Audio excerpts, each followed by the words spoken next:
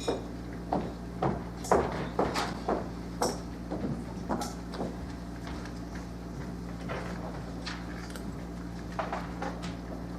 on the air in 5, 4, 3, 2.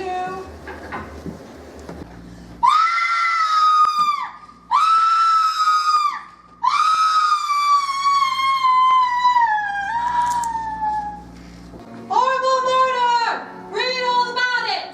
Avenger strikes again! Horrible murder! Read all about it! Avenger strikes again! Good evening. Tonight, WBFR Playhouse of the Air and our sponsors present a trio of stories of suspense and mystery entitled Vintage Hitchcock. Each week at this hour, we invade your living rooms, providing your radio holds up, and bring you exciting stories of the strange and unusual. Dark and compelling yarns culled from the four corners of the world, bringing murder back into the home, where it belongs. Tonight, we present 3 tales immortalized on celluloid by the master of suspense, Alfred Hitchcock. The Lodger. Sabotage. And the 39 Steps. Tonight's first play is a sweet, homey little story of intrigue, suspicion, and murder. The cast is a rather small one and threatens to get smaller with every passing moment. The play is entitled The Lodger and takes place in London in 1888. The newspaper headlines scream of a killer on the loose, going by the name of the Avenger, whose 5th victim has just been discovered.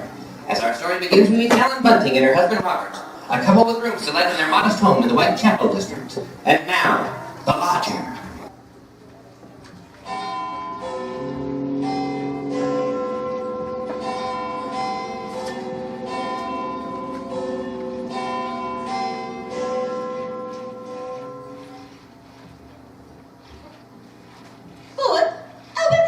Person. You know, he could be the person standing next to you, or maybe the man you bump into. It's a terrible thought. Yeah, if only the police had something to go on. It looks like the Avenger's just too quick for him. But look here, it says this girl he got last night was like all the others. Pretty, blonde, and she'd just come from the music hall, exactly like all the rest of his victims. Oh, let's see. Described by our friends as a very light-hearted girl. Oh, what a pity. Ellen, did you ever stop to think who fits this to a T? In fact, fits all those girls' descriptions perfectly. Our very own Daisy. Well, that's a pretty thought, Robert. Well, maybe it's a good thing she's with her aunt instead of here. London isn't a safe place for any girl right now. Just the same, I can't help thinking how fine it would be to have her here with us. Well, there's no sense in even talking about it. We just can't afford it. Oh, I know that, Ellen. But I hoped we could manage it some way. Ow! Haven't I squirmed myself out crazy trying to keep us going? But you don't care about that now, do you? No, your Daisy's more important to you than I am. Now, Ellen, that don't sound like you. Well, I can't help it if it don't. What are we going to do? We'll get along, dear. Something will turn up. We haven't had a lodger in months. Nobody even comes to look at the room anymore. Oh, things will work out, my love. They ain't never gonna work out. Soon enough, we won't even have a roof over our heads. I'm sorry, Robert. I didn't mean to go on so. Oh, I know you didn't, dear. It's all right. I didn't think. It's just I've been so worried. Well, don't you go worrying another second, old girl. Why, first thing you know, you won't be pretty anymore. And then your face will get all wrinkled, and you'll... Yeah. Oh, come on. Let's see a smile. Go on, give us a smile. Oh, let me alone. Oh, well, who do you suppose that could be? It's awfully late for visitors. Robert, do you think it could be somebody looking for a room? Well, it might be. Oh, I wish it were. Then you could have your Daisy back. Now, want me to go at the door? No, I'll go. You just stay here. Well, all right. But be sure to get a good look at him before you let him in, dear. Oh, I'm coming. Good evening, sir. Well, I saw your sign. It says you have a room to rent. Yes, sir. Please, won't you come in? Oh, thank you.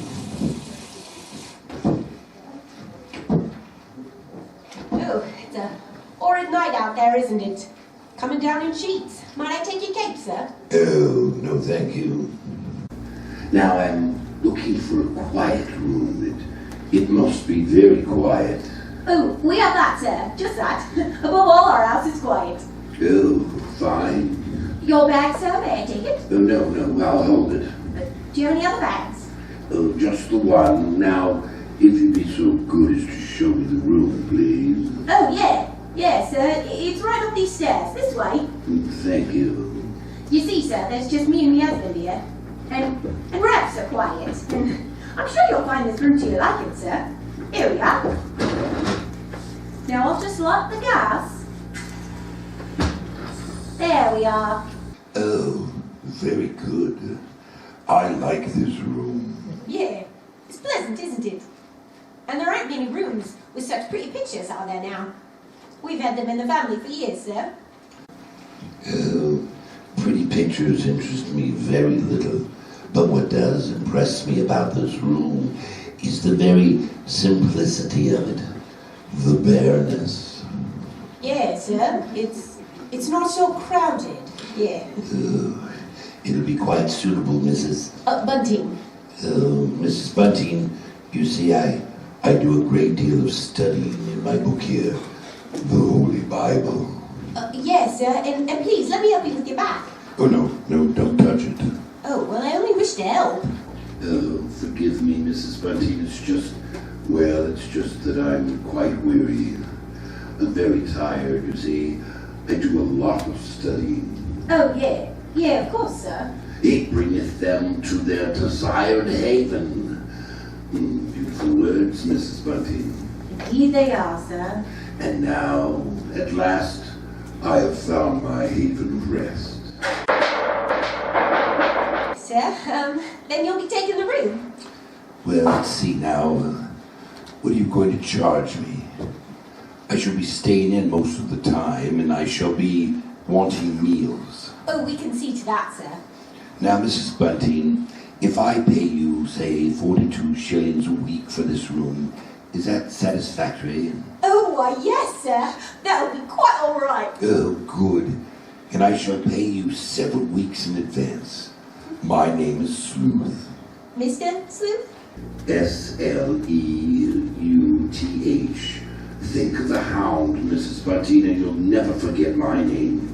And here are your 42 shillings. Thank you, sir. Thank you. And I think I should enjoy a light supper now, Mrs. Bunting. Just bread and butter, perhaps. Could you arrange that? Certainly, sir. I'll do that now. And if you'd be requiring any beer or spirits. Oh, certainly not. Oh, sir, what did I say? Well, I thought you understood me, Mrs. Bunting. And I'd hoped that you and your husband were abstainers. Oh, but we are, sir. We don't keep nothing about. I would have had to go out and, Of course. I'm sorry, Mrs. Bunting. I don't wish you to think me rude. You've been so kind and considerate. I hope I know a gentleman when I see one. Oh, thank you. Thank you very much. Now I'll just hurry along and get you supper.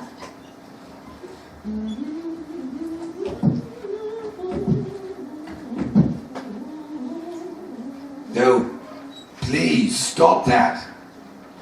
Sir, what did I do? Oh, you were humming that music. Oh, but Music is an instrument of sin. Oh, yes, sir. And you did tell me, Mrs. Bunting, that your house would be absolutely quiet. Oh, sir, but yes, sir. I didn't mean any harm. Believe me, sir. Yeah, well, yes, I believe you. I'm sorry I spoke so sharply. I know you're trying to be considerate and kind. Oh, thank you, sir.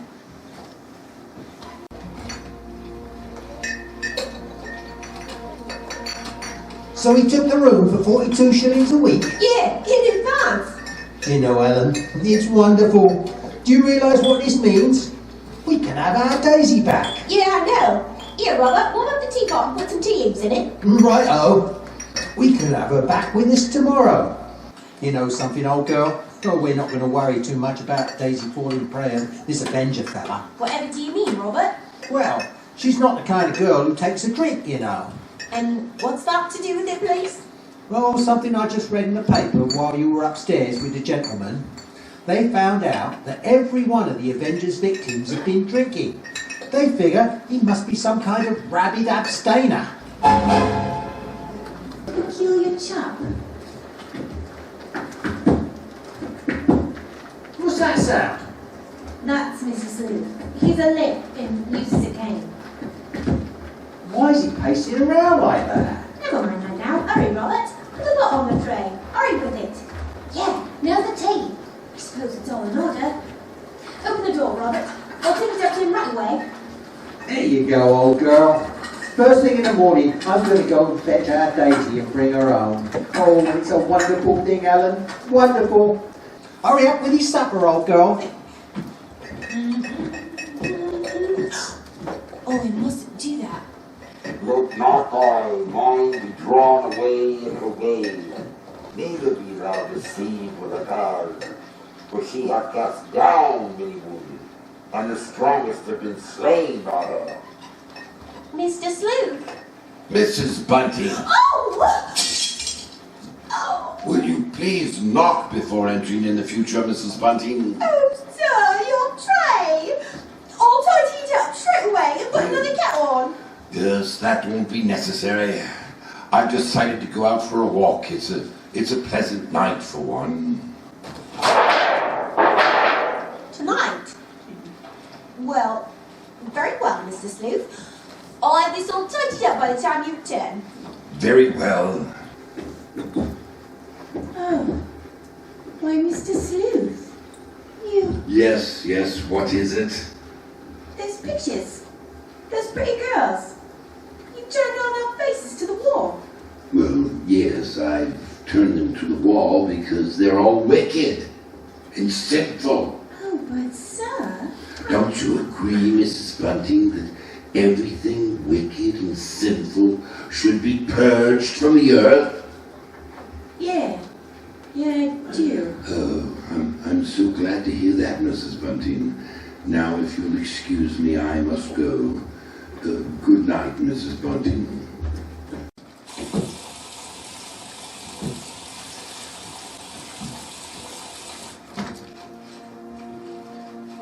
Ellen rushed to the window to watch as Mr. Sleuth moved off down the street, his single bag in hand and black cape swirling about him. Finally, he was lost in the fog. She stared after him for a long while before doing the dishes and retiring for the evening. And a restless night she had. Almost dawn before she had convinced herself that at most Mr. Sleuth was a trifle odd. And after all, paying 42 shillings, maybe he had the right to his strange ways. It was daylight when she was suddenly awakened by the shouting of the newsboys. Horrible murder! Read all about it! Murder at King's Cross last night! Avenger strikes again! Ellen was a little frightened to meet our lodger the next morning. She couldn't quite understand her uneasiness in his presence. The lodger's sudden appearance promised to save their household, but where did he go at night, disappearing into the London fog? Since Mr. Bunting had gone to meet Daisy, Mr. Sleuth ate breakfast alone. Ellen watched him through the crack in the door. Finally, she went in with more tea. More tea, Mr. Sleuth? Oh, thank you, Mrs. Bunting, but I don't care for any more tea. You're very kind. But I have to go on my way now to work, if you'll excuse me.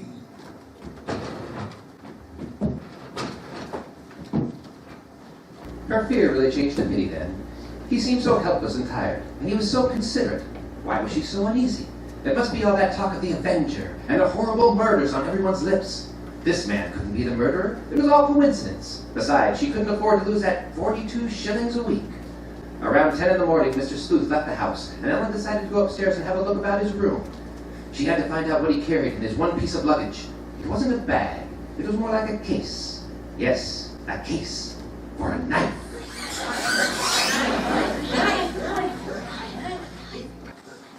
Ellen rushed up the stairs, her heart beating wildly at the thought she'd had of the case. No, there wasn't anything in his closet. She went over to the chest of drawers against the wall. Nothing in the top one. In the next one, there was just some socks and underclothes. The next one was empty. There was only one other place for the small, narrow case. The bottom drawer. And it was locked. She pulled and pulled at it, and suddenly she heard the front door open downstairs. Oh, you're upstairs, Ellen.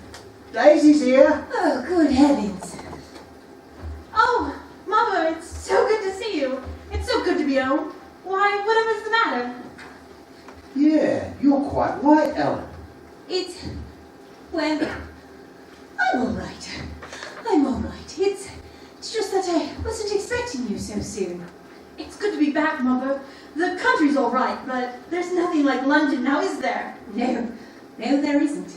Well, as long as that Avenger's about, you're going to have to keep this young lady indoors, London or no London. And we're going to have to do something about these blonde locks. Oh, don't worry about that. I'll dine on maybe. Oh, well, Daisy, I might as well get you settled. See, Father, what did I tell you? Shove a dust cloth in my hand before I have my coat on. Oh. Mr. Sleuth! What are you doing in my room? Oh, we were just leaving, sir.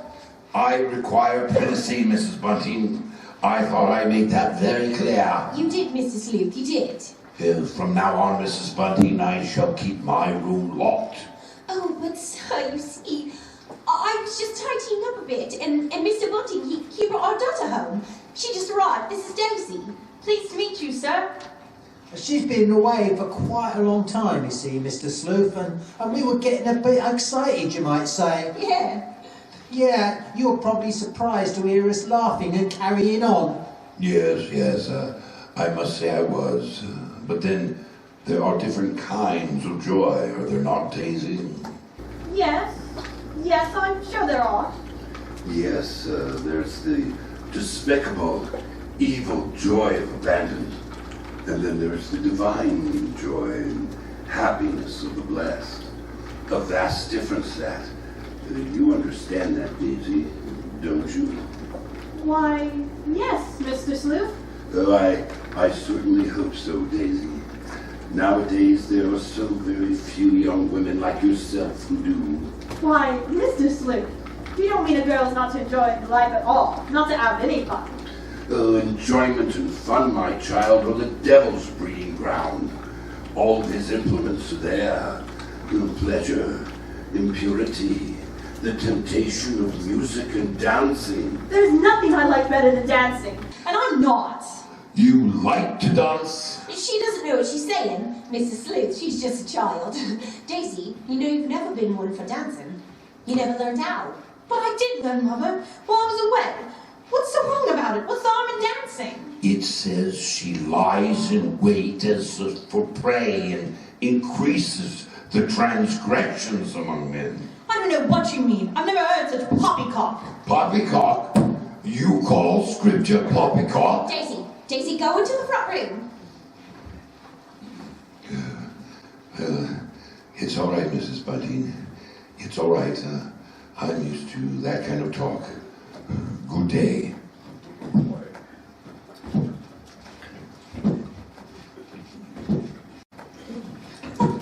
He's a queer one, all right. But such a gentleman, too. It's because of the rent that Mr. Sleuth is paying us that we're able to have you home with us, Daisy. Well, in that case, I suppose he's not so bad after all. But he is. What? Ellen, Daisy, I do not want you to be alone with Mrs. Sleuth. Will you promise me that, Daisy? But why should I make such a promise? What's come over you, Ellen? Nothing. My nerves, I'd imagine. Perhaps I'll go out for a while and get some air.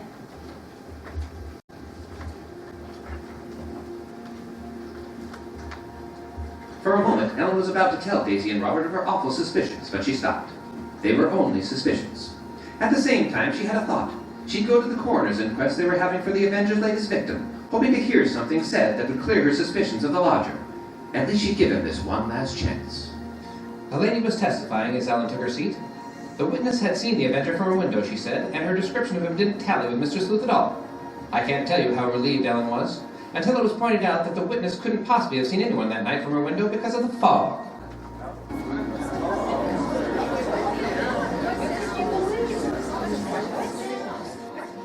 Then, the next witness was Mr. Kennel. Ellen leaned forward anxiously as they swore him in and began asking questions. You say, Mr. Kennel, you are positive that you saw this man? positive, sir.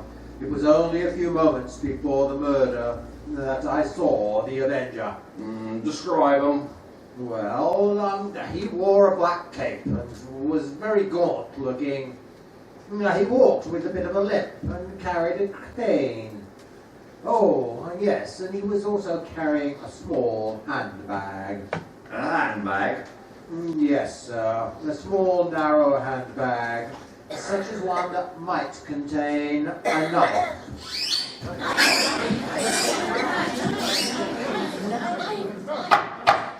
Order, please. Silence in the court. Proceed, Mr. Cadwell. Well, he seemed to be an educated man, I judge, but quite mad. And what do you mean by that? Well, as he emerged from the fog, he was talking aloud to himself. It sounded as if he was reciting scriptures from the Bible. There was no doubt about it now. Ellen was certain that Mr. Sleuth was the Avenger. She ran out of the courtroom as quickly as she could, running and walking. Somehow as the nightmare of terror grew bigger and bigger inside her. She was 3 streets from her home when she saw her husband Robert. One thought hit her clearly. She realized Daisy must be at home with the Avenger. Robert! Robert! Ellen, what is it? Robert, where's Daisy? Why, she's at Madame Tussauds Wax Museum. Whatever is she doing there? Well, the lodger, Mr. Sleuth, invited her there. What? Our lodger? He's the Avenger. Whatever are you saying? Listen, Robert, listen. Mr. Sleuth is the Avenger. I'm 100% certain of it. And I let Daisy go out with him? Hurry, Robert, hurry! To Madame Tussauds, with no time to spare! Racing as they'd never raced before, Ellen and Robert ran through the town toward Madame Tussauds. They searched madly through the museum until there was only one place left to look. The Chamber of Horrors. Listen, it says here that these are actual death masks of some of England's most notorious killers. I'm afraid I find this section of the museum all a bit too ghoulish for my taste. Suppose we return to see the Last Supper again. Oh, come now. Don't you like a nice fright every now and then? Do I frighten you, Daisy? Daisy! Daisy! Daisy! Daisy! Where are you? Daisy? Why, that's Mother and Father. I'm in here. Daisy! Where is he? Who, Mother? Where's Mr. Sleuth? Why, I'm not sure where he's gone. He was right here. Oh, there he is. Mr. Stop! No, Daisy, he's the Avenger. What? Mr. Sleuth is the Avenger.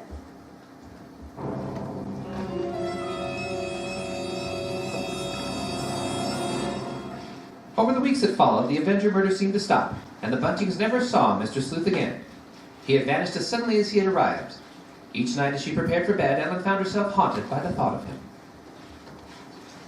I'm ready for bed, my dear. Yeah, Robert. Good night, my love. Good night. Sweet dreams, my pet. You too. Robert, Yeah? where's Daisy? Oh, she wanted to get her mind off of things. She's at the music hall. Well, I suppose there's safety in numbers. Right, Robert?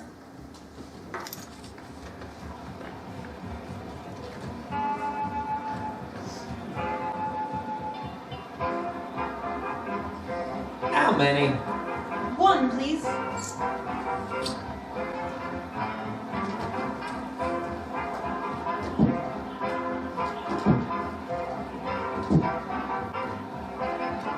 How many? One, please.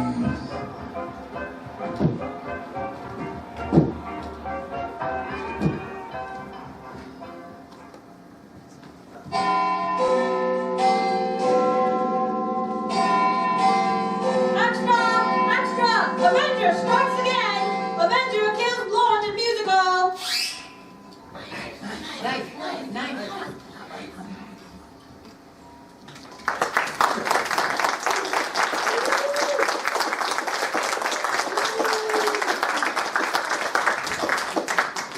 That was a warm and very touching little fable, wasn't it? Naturally, the Avenger was eventually caught, indicted, tried, convicted, sentenced, and paid his debt to society. Although this didn't put an end to the occasional newspaper headlining announcing yet another murder of another young blonde woman. But in the case of The Lodger, crime does not pay. Not even on radio. You must have a sponsor. Here's ours.